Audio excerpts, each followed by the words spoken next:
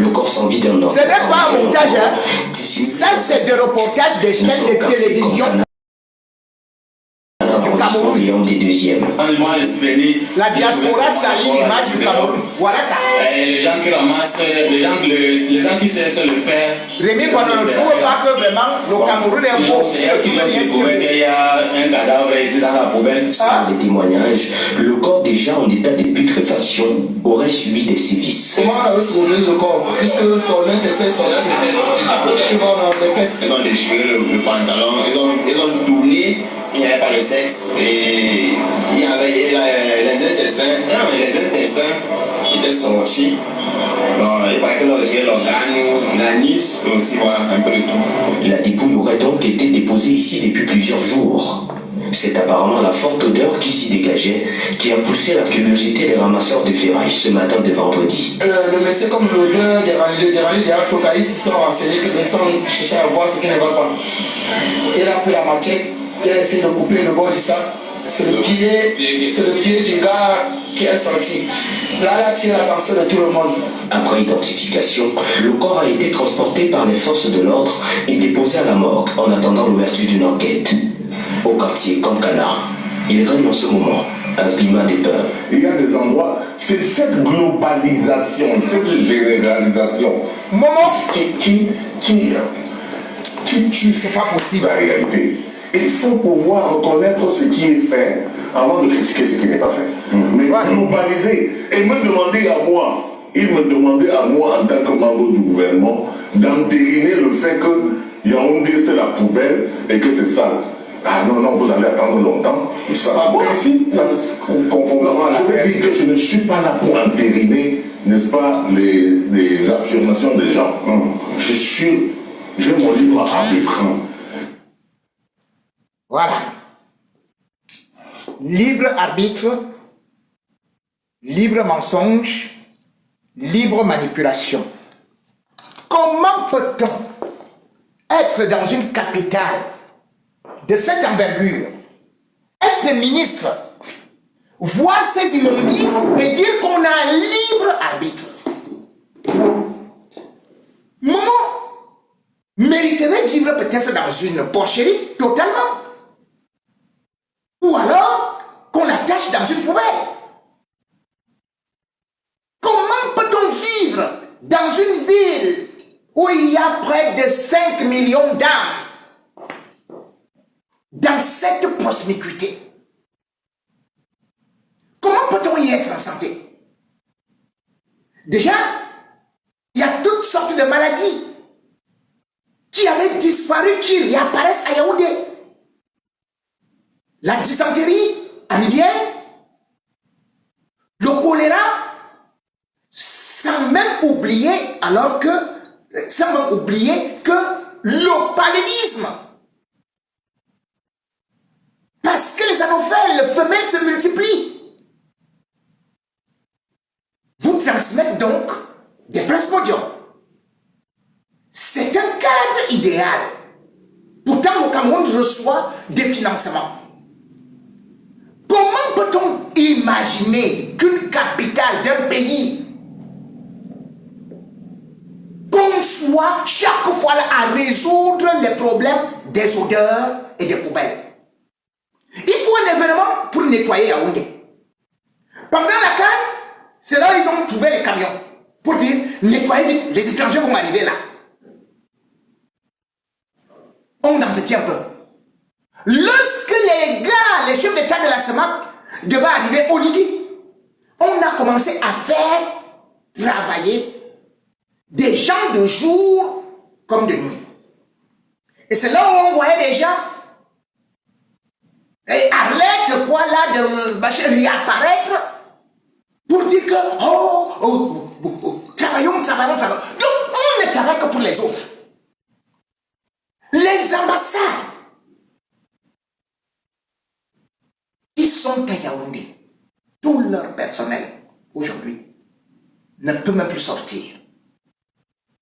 C'est-à-dire que les poubelles tellement empêchent qu'ils puissent respirer de telle sorte que les diplomates des pays étrangers sont sont obligés de dire à leur personnel que, pardon, ne sortez pas beaucoup parce que l'air est pollué. L'air est pollué à Yaoundé. Et quand donc quelqu'un arrive, vous mangez dans de telles conditions. Vous revenez d'un pays où il n'y avait plus toutes ces mouches-là, il n'y avait pas ceci et cela. Immédiatement, vous tombez malade. Vous mourrez. Et on va même accuser votre famille que vous avez été empoisonné. Et pourtant, c'est l'insalubrité. Qu'est-ce que Biya donc réussi? Allez voir le palais des Toudis. Sassou Nguesso y était. Il a trouvé des vieux tapis là-bas. Jusqu'à dire que même, quand il était venu, il y avait 25 ans, c'est les mêmes tapis qui étaient là. Les murs s'écroulent au palais des Toudis. Il faut voir comment est-ce que le palais de Toudis lui-même est en train de se transformer en musée abandonné. Comment peut-on croire que, par exemple, Abidjan était classée 15e ville derrière le Cameroun, qui était dans le top 5.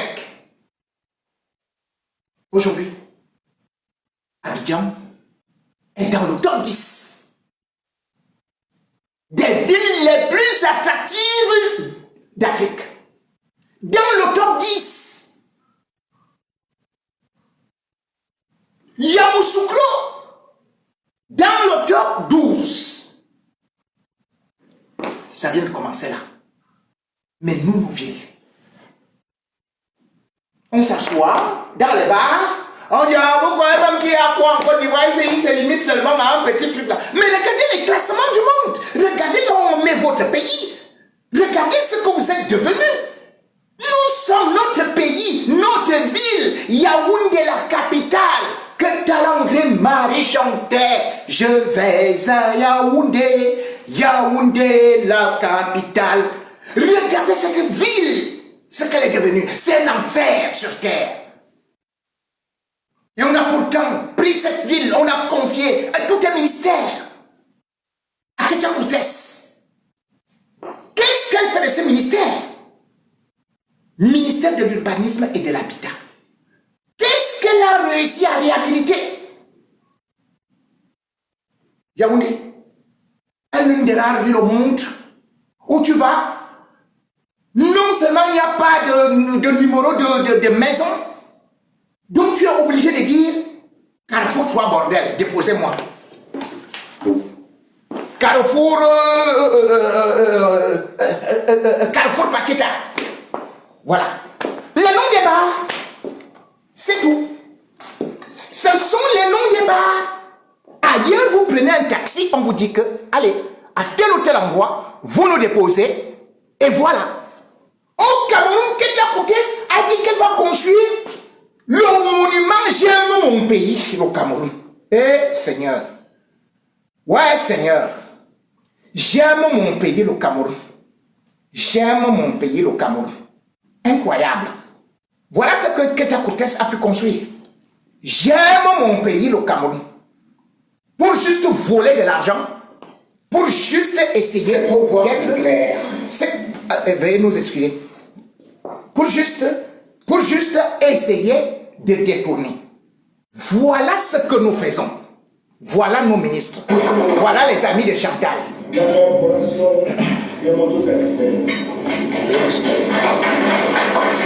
Nous allons bientôt. Lorsque vous regardez donc l'état du Cameroun et vous regardez l'évolution dans les autres villes, pourquoi devrait-on choisir Biya? Qu'est-ce que Biya a réussi à faire, à construire de beau? C'est-à-dire que tout ce que vous trouvez à Yaoundé, on te dit que ça a été construit à l'époque d'Abidjan. Mais c'est pas possible. Y compris le palais de Biya. Les routes sont totalement dégradées.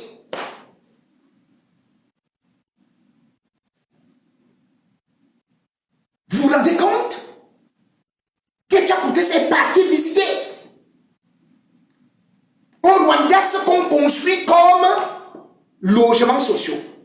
Alors que les Rwandais, les Ivoiriens, les Sénégalais sont venus plutôt voir ce que c'est qu'un logement social au Cameroun. Saïd Diop a commencé à construire dans toute l'Afrique les logements sociaux. Donc il y avait les Kansiks, il y avait la maïture, et surtout, il y avait la voirie qui servait très bien, qui nettoyait tout. Aujourd'hui, où en sommes-nous? Combien de logements sociaux ont été construits? On a plutôt pris les logements des Kansiks, on a commencé à donner ça aux ministres, à donner ça à la garde présidentielle, alors que les logements sociaux, justement, comme leur nom indique, c'est pour les gens qui n'ont pas assez de moyens. Mais les logements sociaux laissés par Aïdo ont été complètement vendus. La seule réalisation d'aujourd'hui dont Paul Biya se vante avec ses ministres, y compris le secrétaire général de la présidence, c'est d'avoir transformé tous les Camerounais, les diplômés de l'enseignement supérieur et tous les âges en moto-taximen Ben Skinner, jusqu'à ce que tout un premier ministre, tout un secrétaire général de la présidence, Ferdinand Gongo, se lève pour nous dire fièrement, en montrant ses 48 dents qui vont jusque dans la gorge, que Paul Biya est le président, ou plutôt, il est le premier moto-taximan.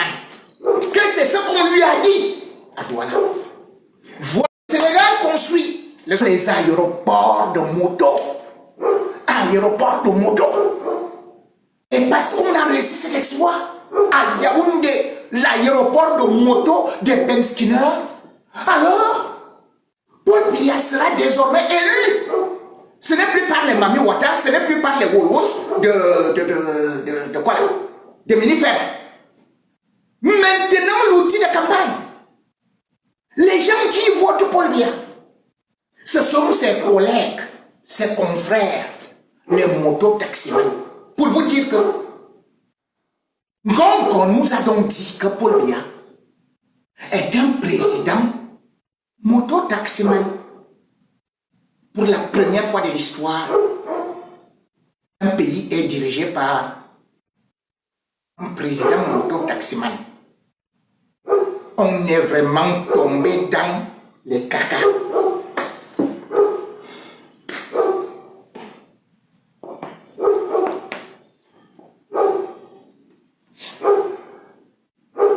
Élection présidentielle de 2025, c'est la rencontre d'un homme avec son peuple. Nous dit-on souvent. La campagne doit donc être faite par des candidats. Mais sauf que on ne voit pas le candidat Biya. Pourtant, il nous a rassuré qu'il était toujours prêt et prompt à servir le Cameroun, même comme nous savons qu'il ne se sert que du Cameroun. Ou alors, c'est un gâteau où sa famille, ses amis viennent se servir. Le Cameroun, c'est leur propriété privée. Les autres sont obligés d'aller tout simplement dans des métiers qui ne sont ni qualifiés et qui toujours vous mettent en danger. Et d'ailleurs, au moment où je vous parle, une jeune fille revenant de l'école a été tuée dans un accident de moto, tout comme le moto-taximan lui-même. Être moto-taximan, c'est être toujours en danger. Vous n'avez qu'à aller au niveau de l'hôpital La Cantini pour voir combien ils sont estropiés, combien ont perdu des yeux, Combien ont perdu les bras? Combien sont en handicap moteur? Combien sont morts? Douala qui avait les bus, tout comme Yaoundé, aujourd'hui est surpeuplé de motos. Pas de route, mais en même temps une insécurité grandissante. Les motos, c'est le métier où il faut se débrouiller tout en sachant qu'il faut partager aussi avec les forces de sécurité. Lorsqu'on est interpellé par le policier, le gendarme, on doit partager la petite recette de la journée. La moto, c'est pour ceux qui ont échoué.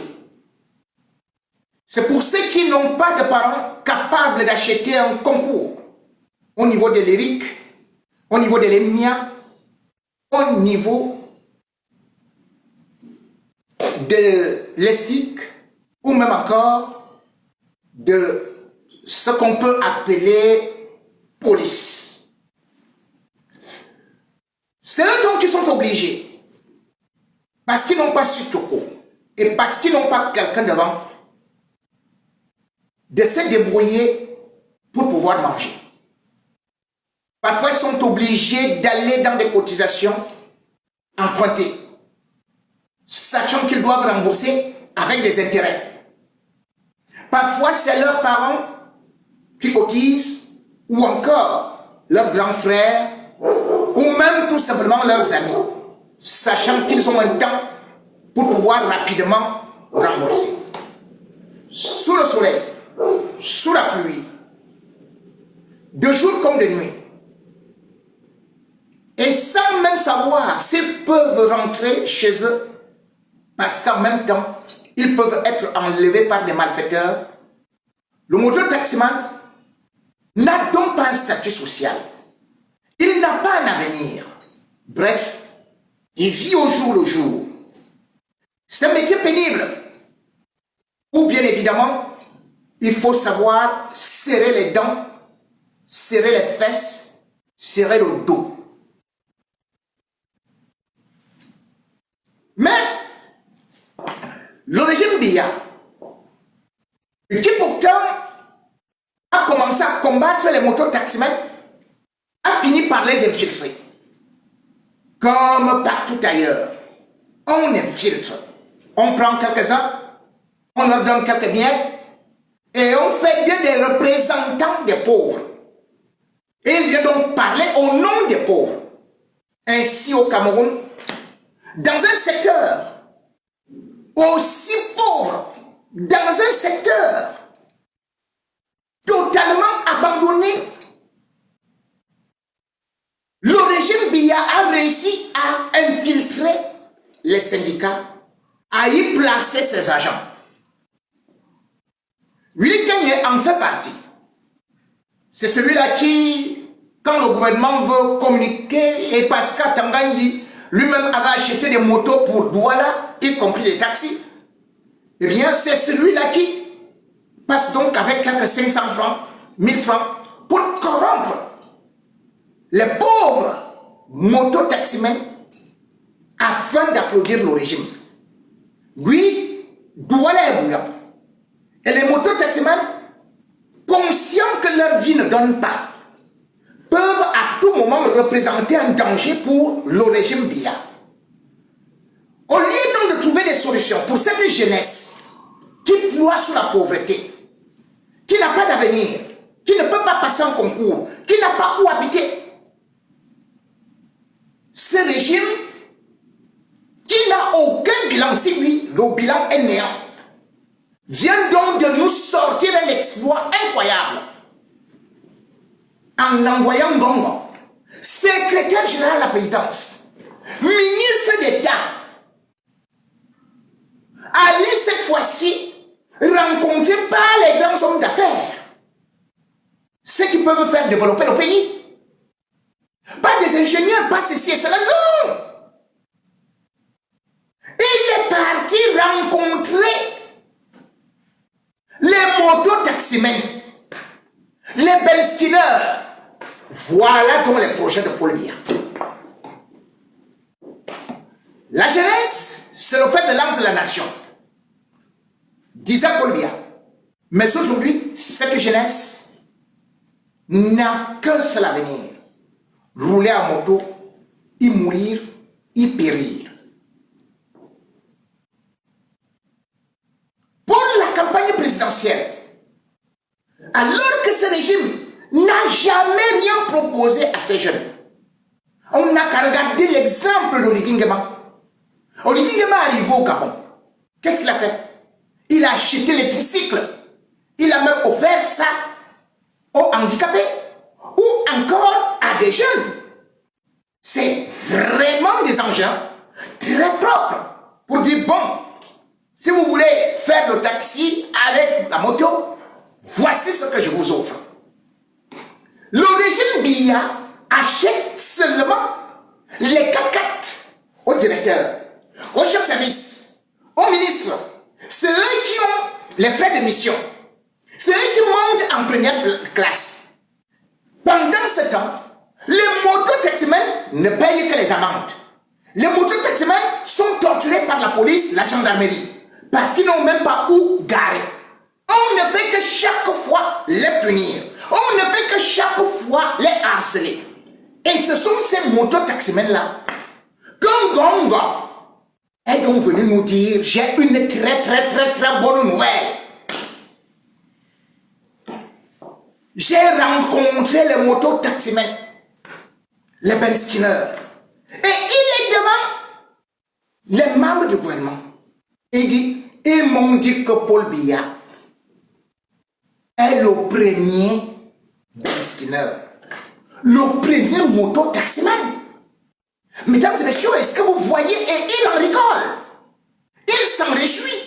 Et à côté de lui, il y a le ministre des Transports, qui lui-même sait déjà que même à cause de... Lorsqu'on totalise les accidents de route, au Cameroun, c'est 6 000 morts par an, 21 000 accidents.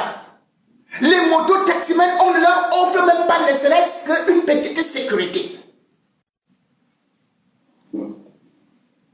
Le ministre des Transports applaudit. Le ministre des Travaux publics est content. Ngongo, président par effraction, s'en réjouit de cette situation. Or, lorsqu'on les voit, certains parmi ces mototaximens sont plus diplômés que Sengongo. Que cette bande de malfrats, tous ceux qui gagnent les marchés, qui pourrissent la vie. Ils sont tous plus diplômés que Franck Biya. Ils sont tous plus diplômés et ont plus d'atouts que Brenda Biya, qui, elle, n'a jamais emprunté une moto. Avez-vous vu Franck sur une moto? Avez-vous vu Chantal Biya sur une moto? Avez-vous vu Paul Biya sur une moto?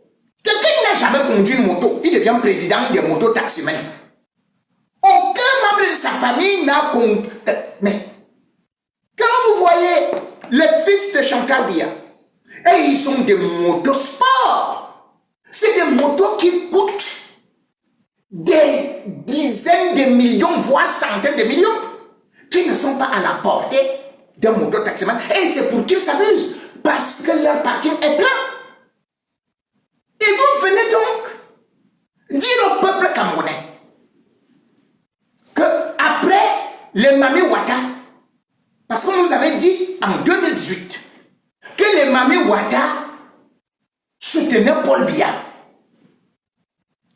Après on nous a dit que les prisonniers eux-mêmes aussi étaient très contents de Paul Biya, parce qu'ils dorment par terre, parce qu'ils ne sont pas jugés, parce qu'ils sont maltraités et surtout parce qu'ils n'ont aucune ration alimentaire. Le régime Biya a réussi à vous faire croire que les prisonniers du Cameroun sont derrière lui. Demande à Paul Biya de se présenter. Et c'est le même coup qui recommence là. Paul Biya n'est pas parti rencontrer les mototaximens. A-t-il le temps? A-t-il le temps de ces gens qui sont en bas? Avez-vous vu Paul Biya rencontrer ceux-là qui sont dans la débrouillardise? Les fils des pauvres. Il n'a pas ce temps. Il a envoyé Ngongo qui lui-même vit dans une clôture qui fait des kilomètres à Nyon, où on n'a jamais vu un moto-taximan. Et d'ailleurs, c'est interdit qu'un moto-taximan passe à Nyon lors d'une Ngongo. Mais, parce que l'élection présidentielle est déjà là, Ngongo est devenu l'ami des moto-taximans, le porte-parole des moto-taximans, et Paul Biya, président des moto-taximans. Sauf que le mensonge a des courtes jambes. À peine a-t-il déclaré ce mensonge grossier, on est donc parti aussi vérifier auprès des moto-taximans. C'est la même qui ont décidé de soutenir Paul Biya. Et pourquoi? Parce qu'on ne soutient pas quelqu'un pour rien. Il faut quand même expliquer peut-être que Paul Biya nous a offert de très belles routes et une piste où doivent rouler les moto-taximans. Par exemple, si vous arrivez aux Pays-Bas, Amsterdam par exemple, vous allez voir là-bas qu'il y a des pistes uniquement.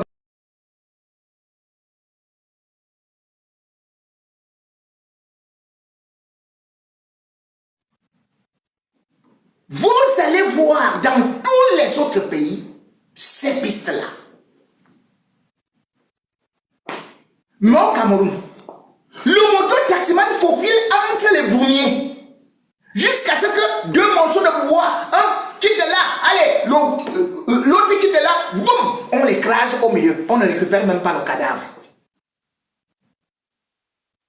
Dans les bouchons, le moto-taximan est renversé. Il meurt sur place. Puisque quand on part avec lui-même à l'hôpital, même les soins n'en bénéficient pas. Comment donc on peut faire croire aux Camerounais que les moto-taximens qui ont tout échoué? Oui, parce que 95% ont tout échoué.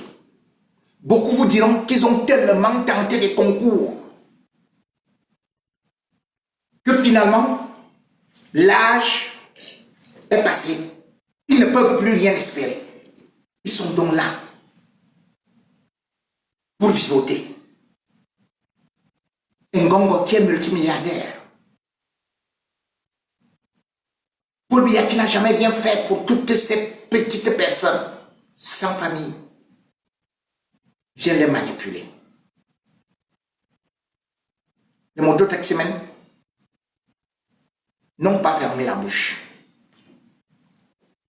Et aujourd'hui, il montre à Ngongo qu'il n'est qu'un menteur comme un arracheur de dents. Les moto-taximens refusent de porter Paul Biya sur leur dos, refusent de remorquer Paul Biya. La seule chose que les moto-taximens veulent aujourd'hui, c'est de filer avec Paul Biya directement dans le ravin. Comme ça, tout le monde perd.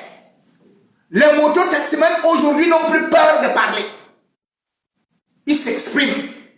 Et ils disent qu'ils ne connaissent pas ce Willy Kenye fabriqué dans des laboratoires noirs du régime Biya pour essayer de désorienter le peuple camerounais et pour essayer de se faire bonne conscience.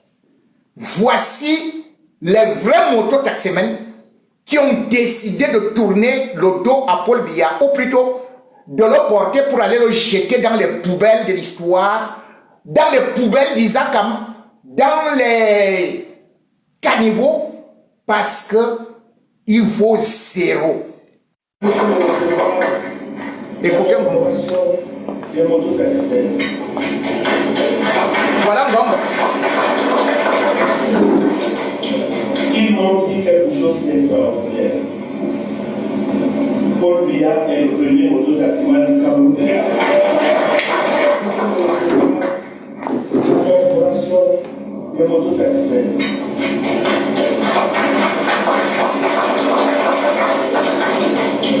Ils m'ont dit quelque chose d'extraordinaire. Écoutez. Paul Biya est le premier moto-taximan du Cameroun. La collaboration des moto-taximans.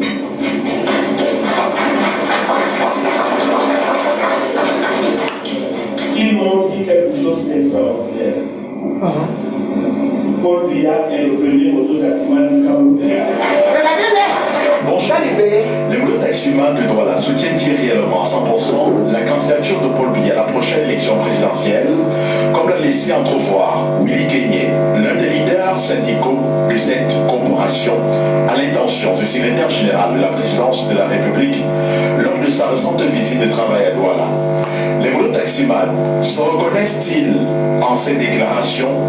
Pour mieux analyser le sujet, nous vous invitons, chers inconditionnels téléspectateurs, pour qu'ensemble nous fassions une introspection des avis recueillis auprès des conducteurs de moto dans les rues du pays continent.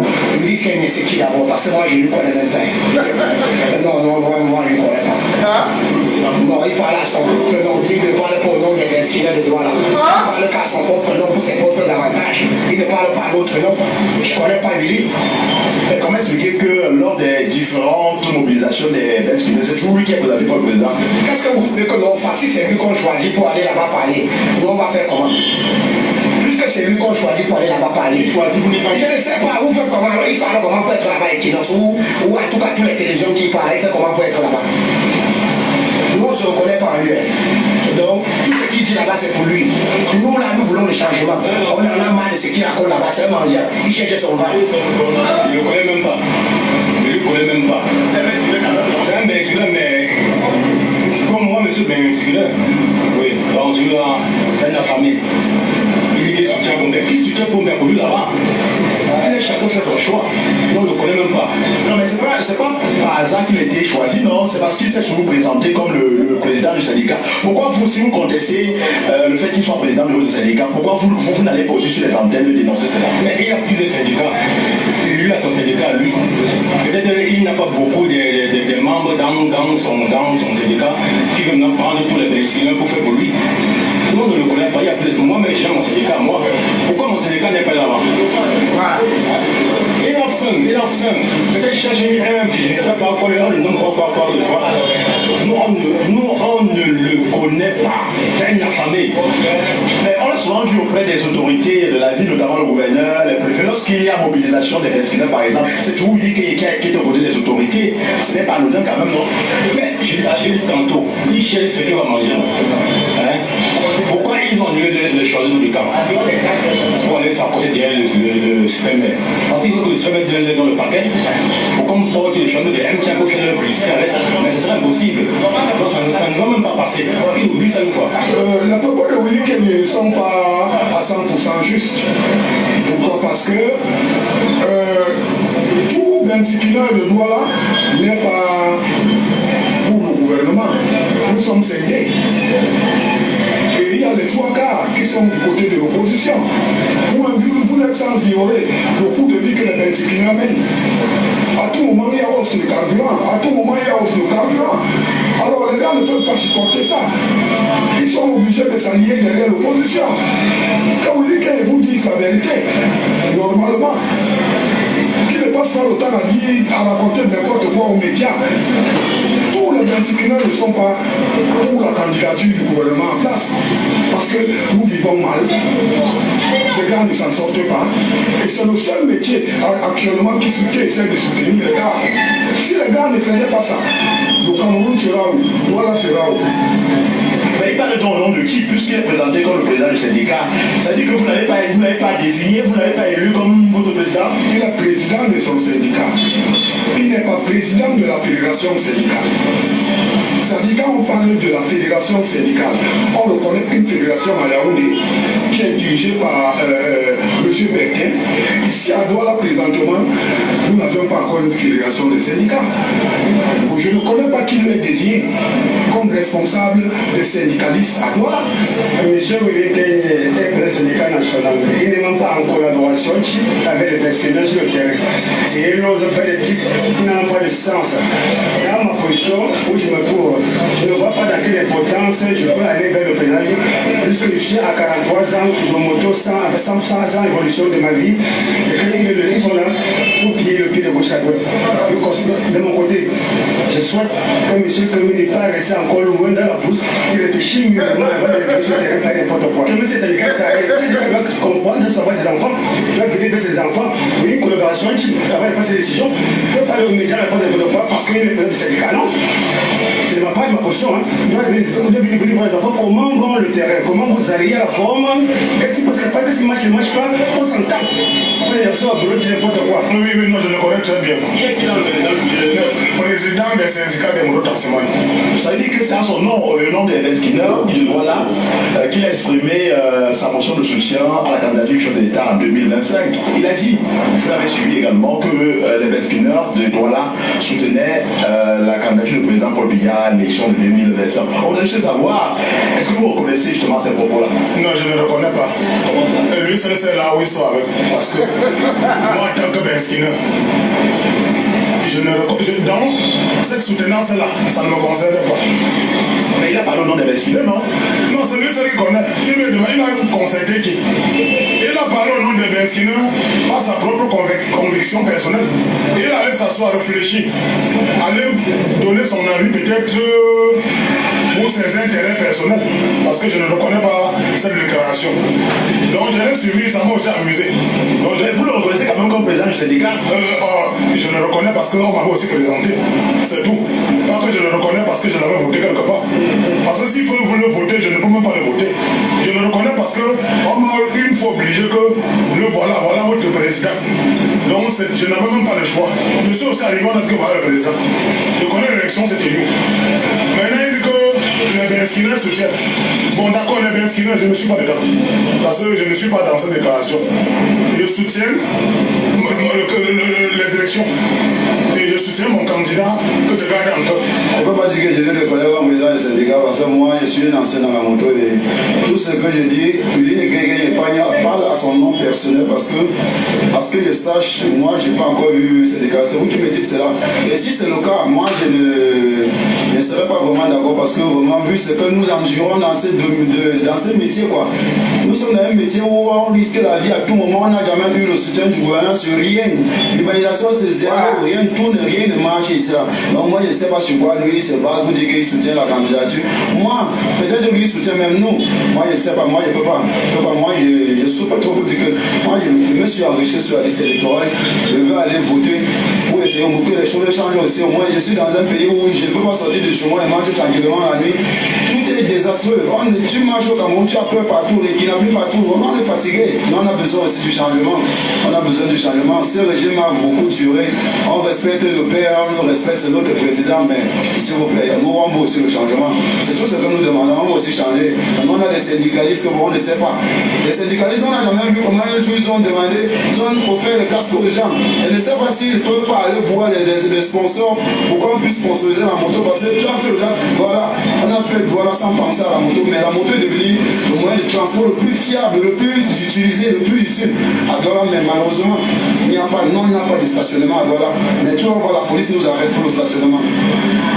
Quand la communauté nous vient nous arrête, quand ce ne sont pas les gens d'impôts, finalement on ne sait plus où on est. Donc même là où je suis placé, là, si tu me filmes bien, tu filmes bien ma position, je sais que je suis en Europe, mais le fait comment? Nous ne reconnaissons pas les propos de Willy Kenyatta, puisque nous tous ici là, on a compris Willy Kenyatta pour le Bensikin activement dans le Bensikin. Il y a des acteurs plusieurs, mais pas lui, mais concernant le bureau de M. Kenyatta, nous ne reconnaissons pas ses propos. Oui, mais s'il s'est exprimé et s'il est toujours soutenu ou alors choisi lors des rassemblements, lorsque les autorités veulent par exemple se concerter avec le secteur des Ben Skinner, c'est toujours lui qui est en avant-poste. Ça signifie quand même qu'il a de l'autorité dans le milieu, non? Bon, concernant le mototaximent, c'est un secteur vraiment informel et ce n'est pas la l'unanimité qu'on donne des signes notre président. Mais s'il se proclame président des syndicats et qui soutient la candidature de M. Pombia, oui, le président de la République, nous les Ben Skinner, nous ne le reconnaissons pas à ce temps, parce qu'on ne pense pas qu'un jeune comme moi, qui a peut-être à cet âge, qui doit peut-être connaître pas mon futur et je ma ligne derrière, celui-là qui a avantagé les gens dans le débrouillardisme ou bien c'était informé comme celui-ci que le mototaximent. Nous ne connaissons pas la secteur au secteur de M. Déjà, le monsieur en question, on ne le connaît pas. On ne le connaît pas et tous mes collègues à qui j'essaie de faire part de cette déclaration disent qu'ils ne le connaissent même pas, ils ne se reconnaissent même pas déjà du tout. Incroyable. Et mon président du syndicat, en fait, Bon, donc voilà. On te parle bien.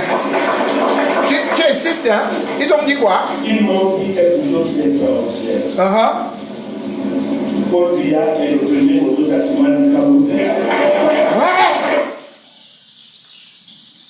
Mesdames et messieurs, vous voyez donc comment est-ce que le Cameroun vit toujours dans le mensonge avec ses dirigeants qui nous prennent comme des abrutis, qui nous prennent comme des nouilles.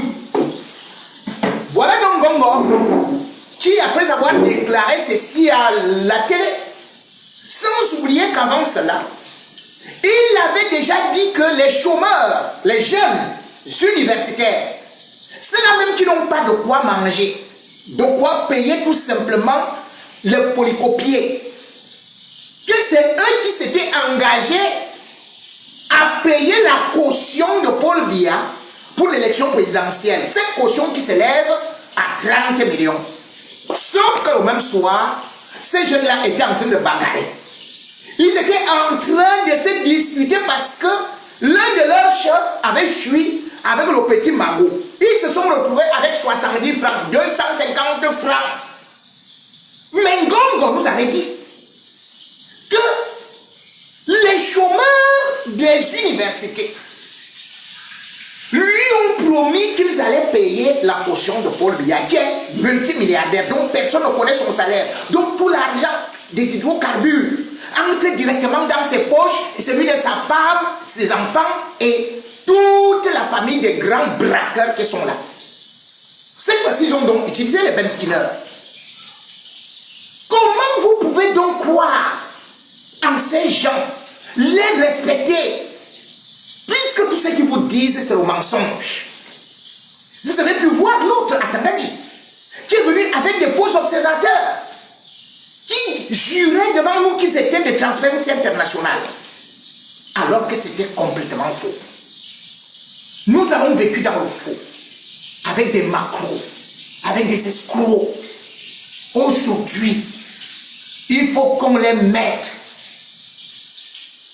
dans leur poubelle de sozo, dans une ville qui pue, un pays qui pue, une société en putréfaction, où on n'a même plus honte d'aller chercher des lettres de motivation, ou alors pas de motivation, des soutiens des morts vivants.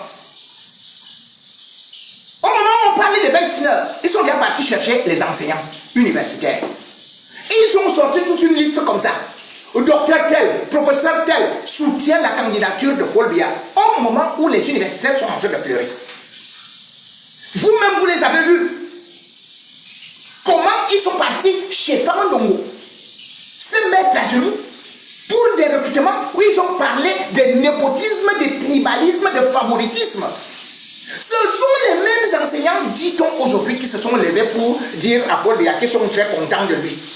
Alors qu'ils ont des salaires de misère. Un enseignant au Cameroun n'a même pas le salaire, n'a même pas la moitié du salaire d'un instituteur en Côte d'Ivoire qui enseigne le cours élémentaire 1. Un enseignant universitaire du Cameroun n'a même pas la moitié, je vous dis, même pas la moitié. Même pas le quart. Et c'est eux qui s'élèvent, alors que ce sont des gens instruits pour dire qu'ils soutiennent Paul Biya. À peine cette liste est sortie, on voit déjà des gens qui disent que hey, qu'est-ce que mon nom fait là-bas? Moi, je n'ai jamais dit que je soutiens Paul Biya. C'est comme ça qu'ils nous ont souvent menti.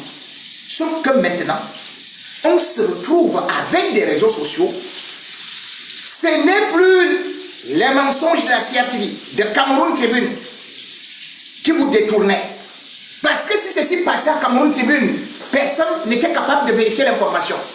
Mais aujourd'hui, tout un chacun d'entre nous, avec des réseaux sociaux, nous devons être comme des policiers, des gendarmes, non seulement pour démasquer, dénoncer les fausses informations, les manipulations, mais aussi toutes ces œuvres qui sont déjà mises en place pour le trucage des élections.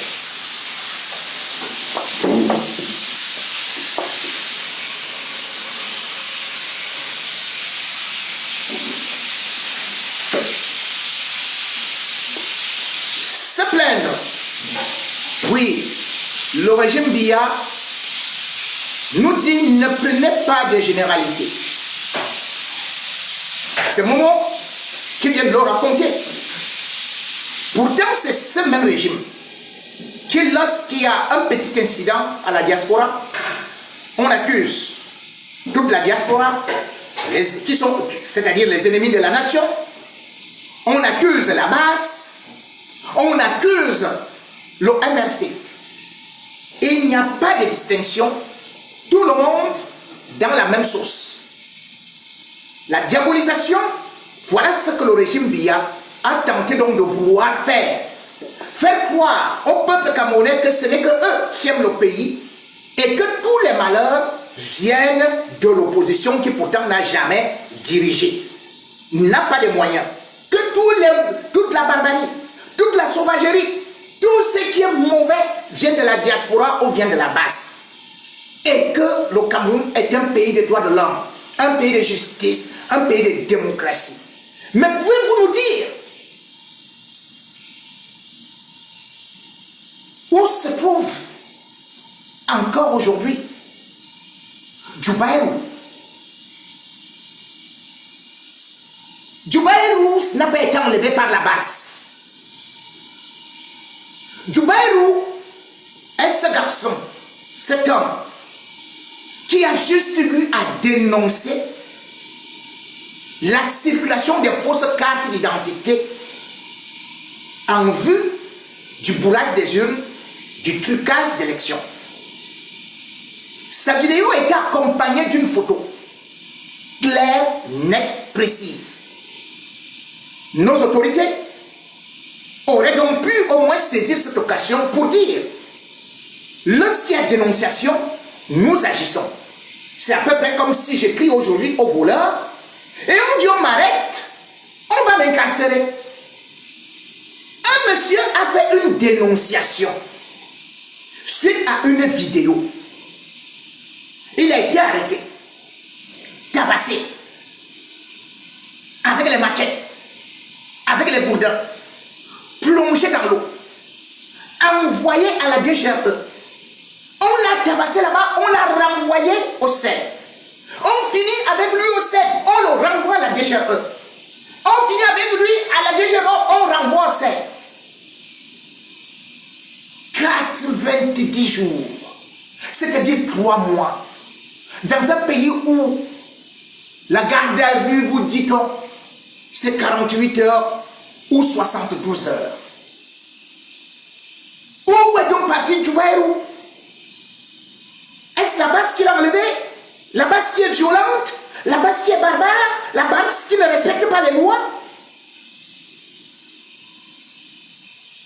Djoubaïrou, nous dit-on, a été présenté jeudi le 20 mars 2025